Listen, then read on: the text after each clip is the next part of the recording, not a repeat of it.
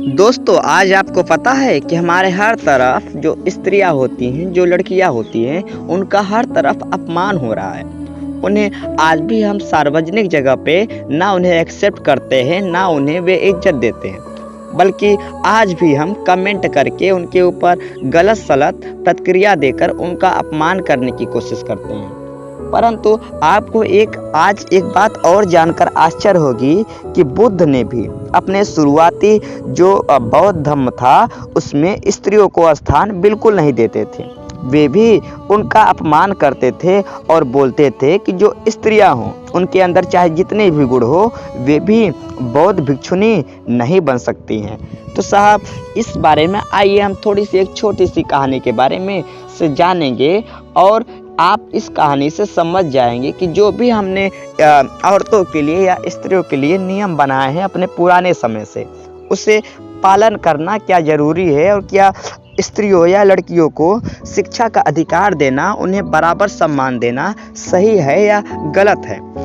तो आइए सीधे चलते हैं कहानी पर। तो गौतम बुद्ध के जीवन की एक घटना है। उन्होंने नियम बना रखा था कि वे अपने संघ में स्त्रियों को स्थान नहीं देंगे। स्त्रियों के लिए भिक्षु होने की दीक्षा उन्होंने वर्जित कर रखी थी। एक समय गौतम बुद्ध एक गांव में ठहरे हुए थे। वहां महाप्रजापति गौतमी उनके पास पहुंची। उन्होंने बुद्ध से कहा, आप स्त्रियों को भी शिक्षा दें, उन्हें भी दीक्षा दें। किंतु बुद्ध ने अस्वीकार कर दिया। अनेक स्त्रियां इकट्ठी हुई और उन्होंने विचार किया कि मैं कैसे गौतम बुद्ध से स्वीकृति प्राप्त की जाए। स्त्रियों ने निर्णय लिया कि स्वयं सेविकाएं बनकर गौतम बुद्ध के समक्ष पहुंचा जाए। गौतमी ने अपने बाल काटे, भिक्षु के वस्त्र पहने और अनेक स्त्रियों के साथ बुद्ध के सामने पहुंच गई। उनकी यह मांग थी कि स्त्रियों को भी दीक्षा दी जाए। बुद्ध ने उनकी बात को स्वीकार नहीं किया। स्त्रियां निराश हुईं जब बुद्ध के एक शिष्य आनंद ने स्त्रियों को देखा। उनके पांव सूजे हुए थे, उन पर धूल चढ़ी हुई थी, उनकी आंखों से आंसू बह रहे थे। उन्होंने पूछा, क्या बात है? स्त्रियों ने कहा, बुद्ध उनके धर्म और नियम के अनुसार हमें भिक्षु होने की दीक्षा नहीं दे रहे हैं। जब आनंद ने व्यक्तिगत रूप से बुद्ध से निवेदन किया, बुद्ध को उन्होंने याद दिलाया, इस समय यह सामाजिक मान्यता था कि स्त्रियां मोक्ष की अधिकारी नहीं है, न उन्हें मुक्ति मिल सकती है, पुरुषों के मुकाबले निम्न है। तो क्या आप भी यह मानते हैं और इसलिए उन्हें दीक्षित नहीं कर रहे हैं?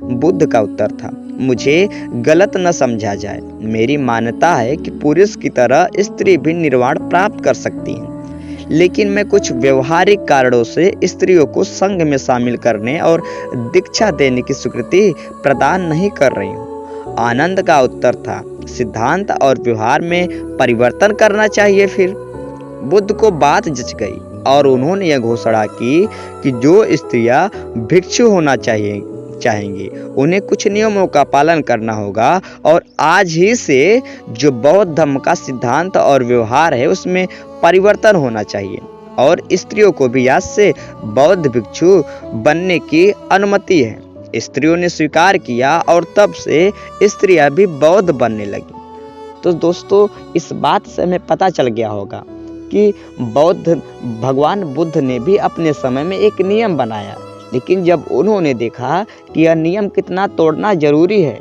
तो उन्होंने खुद ही इस नियम को तोड़ा और उन्होंने ही स्त्रियों और महिलाओं को भी बौद्ध भिक्षु बनने की अनुमति दे डाली। तो दोस्तों, ऐसे हमारे समाज में तमाम कुरीतियां रहती हैं जो हमारे समय में रीति रिवाज या नियम का कार्य करती हैं, लेकिन यदि जरूरत पड़े कि उसमें स्त्रियों का सम्मान हो, उनका अपमान न हो, तो ऐसे सभी रीति रिवाज को खुद ही तोड़ देना चाहिए और स्त्रियों लड़कियों को जितनी भी सार्वजनिक कार्यक्रम हो, संस्थाएं हो, जो भी चीज़ें हों, उनको भी बराबर सम्मान और बराबर अधिकार देने से हमें बिल्कुल भी चूकना नहीं चाहिए। तो साथियों, हमें उम्मीद है आपको ये कहानी बिल्कुल पसंद आई होगी। यदि चाहते हैं ऐसे कहानी हम और लाएं तो प्लीज़ अभी चैनल को सब्सक्राइब कर दीजिए और मेरे साथ जुड़ जाइए, जिससे मैं और ऐसे सत्य कहानियाँ आपके बीच लाता रहूं। तो मुझे उम्मीद है आप चैनल को सब्सक्राइब कर लिए होंगे। चलिए आज यहीं पर रखते हैं, विदा लेते हैं, धन्यवाद।